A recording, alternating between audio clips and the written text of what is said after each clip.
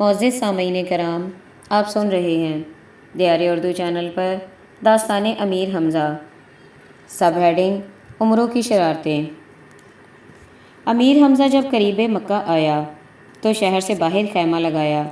خواجہ عبدالمطلب بما تمام سرداران مکہ وہاں استقبال کے لیے آئے اور امیر سے سب نے ملاقات کی اور زر نثار کیا۔ امیر نے پہلوان عادی اور سہیل یمنی اور شاہ منظر اور نعمان و سلطان بخت و تو کو حیران کی خواجہ سے ملاقات کرائی اور ہر رئیس مکہ نے امیر کو مبارکباد دی اور بعد دعا کے فرمایا، الحمدللہ رب الارباب کی عنایت سے جو رتبہ تم نے کشور کشائی کے بعد حاصل کیا ہے، خدا سے امید ہے کہ ہمیشہ زوم ساز و مزم افروز دشمن گزار ہوگے۔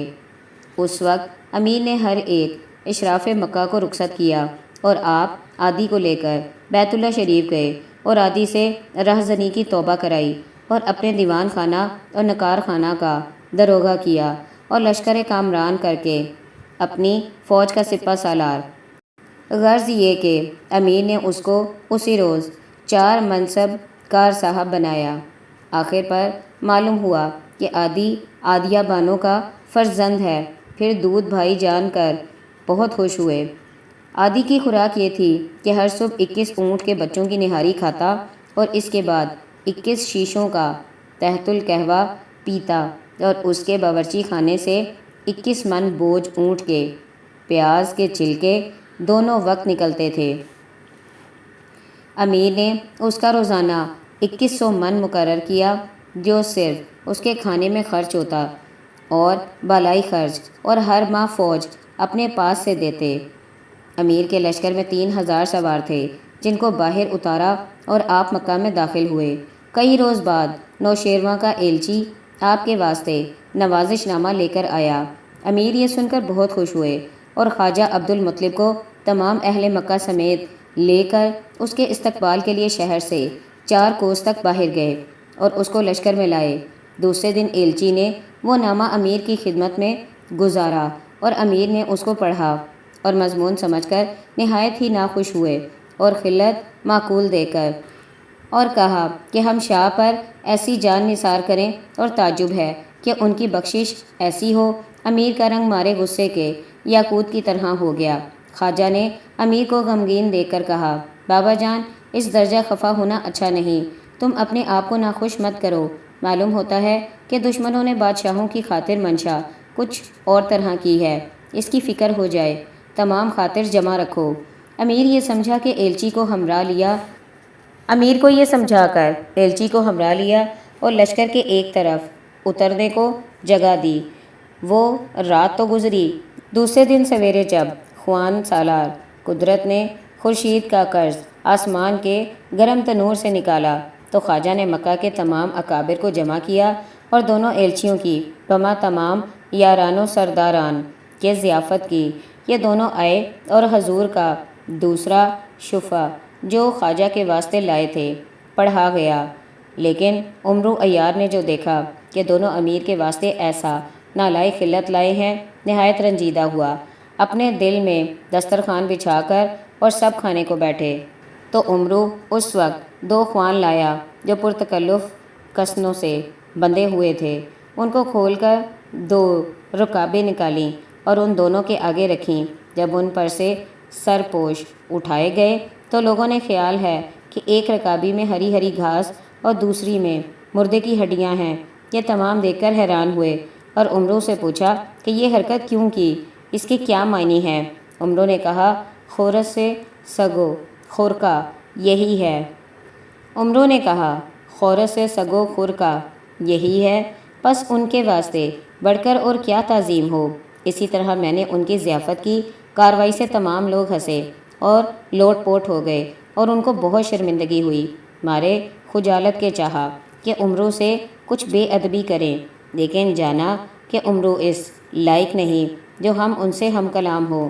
جب کھانے سے فراغت ہوئی تو عمرو عیار نے دوست بغچہ زیر بفت لے کر روبرو رکھے۔ جب کھانے سے فراغت ہوئی تو عمرو عیار نے 2 دوست بغچہ زر بفت کے لا کر روبرو رکھے اور اس میں سے پالان گدھے کی اور دوسرے سے کتے کی جھول نکال کر بہمن سگان کو اڑائی۔ تب ان دونوں میں طاقت ضبط نہ رہی، خنجر نکال کر چاہا کہ عمرو نے کہا کہ جو خلعت تمہارے لائق تھی وہ میں نے دی، اس پر اگر تم لڑنا چاہتے ہو تو میں بھی حاضر ہوں۔ یہ کہہ کر خنجر پکڑ کر تیار ہی تھا کہ توق بن حیران اور آواز زیمان بمست امیر کے سرداروں نے ان دونوں کے ہاتھوں سے خنجر چھین لیے اور مارے گھونسوں سے عمرو نے ان کا سر خون آلود کیا۔ پھر یہ دونوں خواجہ عبد المطلب کے گھر سے باہر نکلے، گھوڑوں پر سوار ہو کر اپنی فوج کی طرف چل دیے اور مجلس برہم ہوئی۔ عمرو بھی مکہ کے لڑکوں کو ہمراہ لے کر ان کے پیچھے ہوا اور تربوز اور خربوزے کے پوست اور انڈوں کے چھلکے اور کیچڑ پتھر ڈھیلے ان کو مارنا شروع کیے، اور وہ باہزار وقت اپنے لشکر میں پہنچے اور اسی روز کوچ کر کے مدائن کو روانہ ہوئے۔ یہاں عمرو سے خواجہ ناراض ہوئے اور فرمایا کہ یہ حرکت تو نے خوب نہ کی، کیونکہ کتے کو اس کی روح سے دیکھتے ہیں۔ نوشیروان یہ سن کر ناراض ہوگا، اور امیر حمزہ نے ایک عرضی بادشاہ کی خدمت میں اس مضمون کی لکھی کہ بندے نے آپ کی ایسی جانثاری کی، تعجب ہے کہ خداوند سرفرازی کے عوض یہ اعتراض نامہ لکھے اور ایسی خلت عطا فرما دیں۔ یہ عدل و انصاف ہے۔ یہ عریضہ وہ فرمان مصنوعی جو بادشاہ سے آیا بما خلت ایک سردار عتیق کے روانہ کیے۔ سب ہیڈنگ خوفناک شعر۔ یہاں ایلچیوں کی داستان کے 2 کلمے سنیے کہ وہ اسی حالت سے بادشاہ کے حضور میں گئے اور جو واردات ان پر گزری تھی تمام سنائی۔ بادشاہ نے سن کر مارے غصے کے پیچ و تاب کھایا اور برہم ہو کر بزر جمر کی طرف منہ پھیرا اور کہا، یہ معلوم ہوتا ہے کہ عرب خیال باغیانہ رکھتے ہیں اور مجھ کو نہیں جانتے کہ میں کون ہوں۔ بزر جمر نے جواب دیا کہ اگر شہر یار یوں فرما دیں تو بندہ لاچار ہے، جواب دیا نہیں جاتا، ورنہ بزر جمر کا وہ سلوک ہے کہ اگر کہیں تو حضور کے تخت کو اپنے سر پر رکھ کر یہاں آوے۔ وہ بہت نیک ہے، کیا مقتور رکھتا ہے جو بے ادبی کرے۔ یہ اتنی بات چیت میں تھے کہ وفادار بارگاہ خسروی کے دروازے سے آیا اور آداب شاہی بجا لایا، اور وہ عرضی جو امیر کے پاس تھی اور بختک کا نامہ جعلی بماخلت حضور میں گزارے نے شاہ ہفتے کشور بعد مطالعہ ہر مضمون کو سمجھ کر نہایت برہم ہوئے اور بختک کی طرف دیکھ کر فرمایا، تو سخت حرام زادہ ہے کہ یہ خط اور خلت تو نے بھیجا اور اصل نامہ اور خلت تم نے اپنے پاس رکھا، لیکن میں جانتا ہوں کہ یہ تیرا گناہ نہیں ہے، خیانت ہمیشہ تیری وراثت میں ہی چلی آتی ہے۔ 1000 تمن زر سرخ کا اس پر جرمانہ کیا اور کئی دن تک اس کو دربار میں آنے کا حکم نہ ہوا۔ آخر بزر جمر کی سفارش سے بادشاہ نے قصور معاف کیا اور امیر کو معذرت نامہ لکھا اور اس میں عذر کیا کہ بد ذاتی بختک کی تھی، میرا قصور نہیں۔ اب میں نے بزر جمر کے بیٹے امید بزرگ کو خلت شائستہ کے ساتھ تمہارے ہاں بھیجا ہے، تمہیں چاہیے کہ بما اثاثہ سلطنت اور آپ بھی اس کے ساتھ تشریف لاؤ۔ شاہ نے خود مہر کردہ فرمان بزر جمر کو دیا کہ اس کو جلد روانہ کرو۔ خواجہ لے کر روانہ ہوئے اور اپنے سامنے استرلاب رکھ کر گردش فلک سے کواکب کی سیر دریافت کی اور ساتھ مناسب دیکھ کر امیر کے لیے طلسم کا ایک علم اژدہا کی شکل بنایا اور اس کا نام علم اژدہا رکھا، اور اس میں یہ صنعت رکھی کہ جب اس کے منہ پر پیچ و تاب کھا کر جاتی تب اس میں سے خود بخود آواز یا صاحب کران کی متواتر 3 بار پیدا ہوتی کہ ہر دوست اور دشمن کے کان میں جاتی اور خوشبو سے سب مشام تازہ ہوتا۔ اور یہ علم حضرت دانیال کی ایک یادگار جو ان کے پاس تھی امیر کے لیے، اور 421 ٹکڑے کسوت عیاری کے عمرو کے لیے بھیجے، اور اس لباس کا پہنانا بزرگ امید کو بتلایا کہ عمرو کو اس طریقے سے پہناؤ، اور شاہی فرمان بھی بما خاص بادشاہی خلت دے کر روانہ کیا۔ بزرگ امید منزلیں طے کرتا ہوا جب مکہ کے نزدیک پہنچا تو شہر سے کئی کوس پر مقام کیا۔ اتفاقاً اس روز عمرو سیر کے لیے بیابان کو نکلا تھا۔ بزرگ امید نے دیکھ کر اسے پہچان لیا اور شتر سے اتر کر پیدل چلے اور عمرو کو اپنے پاس بلا کر گلے لگایا اور خیمے میں لے گئے اور نہایت عاجزی کے ساتھ کہا، ہم اور تم دونوں بھائی ہیں، والد نے تمہارے واسطے عیاری و عریانی نہ دیکھی تھی۔ بزرگ امید نے عمرو کو برہنہ کیا اور ایک ساتھ ننگا رکھا اور طمع خام کے لیے برہنہ نہ ہونا، اب یہ لباس پہنو اور خدا کی عنایت پر راضی ہو۔ عمرو نے یہ سن کر اور مضطرب ہو کر رونا شروع کیا اور خواجہ زادہ کی منت کرنے لگا کہ میری سیر کی پوشاک دو، میں ہمیشہ تمہارا دعا گو رہوں گا۔ بزرگ امید ہنسنے لگا، اے بابا، اندگان عالم کو تو خوش بہت کرے گا، اس واسطے میں نے تجھ کو برہنہ کیا۔ عمرو نے کہا، خیر، اس کام میں تمہارا شاگرد ہوا۔ اس وقت بزرگ امید نے بکچا اسباب کو منگایا اور کھول کر اول تیتابی میابی عمرو کو دیا اور پہنایا۔ عمرو کا سطر لٹکنے لگا۔ عمرو نے کہا، بابا جان نہایت بخیل ہیں کہ میری خاطر دنیا ایسا بھیجا ہے۔ خواجہ نے آفت بند نکالا۔ عمرو نے اسے دیکھا کہ ایک چیز مخمل کی ہے جس پر ہفتے رنگ شیشم کے پھول اور بوٹے تمام بنائے ہوئے ہیں۔ وہ لنگوٹ عمرو کی کمر بند پر باندھ کر اس کی ڈوری کو لال کے تکمے سے نصب کیا اور اس لنگوٹ میں سطر عمرو کا رکھا اور کہا، اس کو آفت بند کہتے ہیں۔ تیرنے کے وقت تینا کے بند کھولنے کی احتیاج نہیں رہتی۔ عمر نے کہا، رحمت ہے والد کو کہ میرے لیے بھی خلعت بھیجا اور میرے سیر کے لیے بھی۔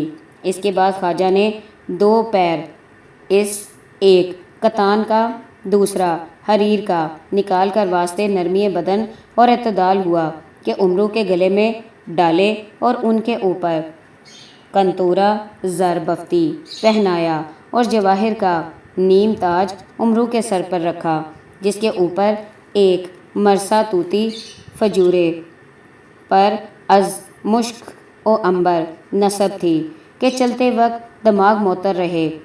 کلگیان جواہر نگاریاں اور طاقتاہ ابلق جی ہائے مرصع اور پرچم رنگا رنگ کے ساتھ مزین کہ اس پر قائم کی گئی تھی، اور ایک سترنگے نسیم کی فلاز اس پر لپٹی ہوئی، اور 5 مرصع خنجر عمرو کی کمر میں لگاتے ہوئے 44 رنگ عمرو کی کمر میں باندھ کر 12 مقام 48 گوشت 6 آوازیں 24 سعیدے 96 رنگ باندھنے کی، یہ سب عمرو کو تعلیم کیا۔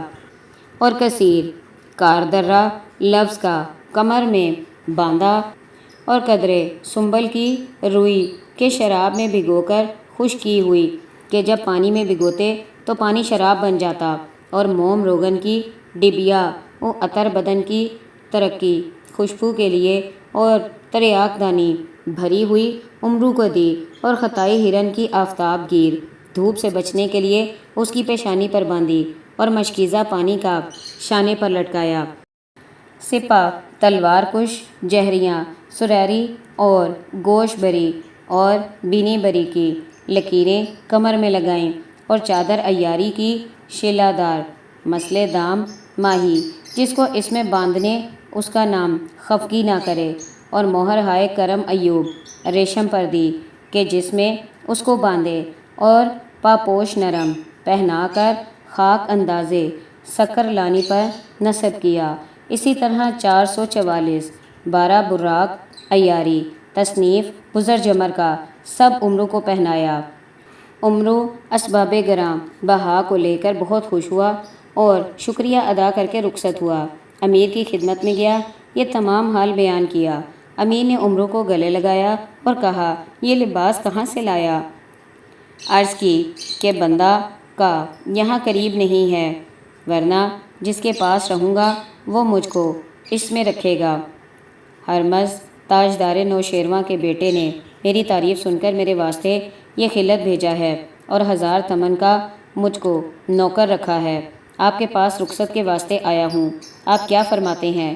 امیر یہ سن کر آنسو آنکھوں میں بھر لایا اور کہا، اے عمرو، میں تجھ کو اپنا بھائی جانتا ہوں اور اس میں کوئی فرق نہیں سمجھتا۔ کیا یہاں صاحبی اور نوکری نہ تھی؟ اگر اب تمہارا ارادہ نوکری کا ہے تو 1000 تمن کیا چیز ہے؟ میں نے 5000 تمن تمہارے مقرر کیے۔ زر و زیور کے واسطے ہر جائی پن مت کرو کہ اس میں بدنامی ہے۔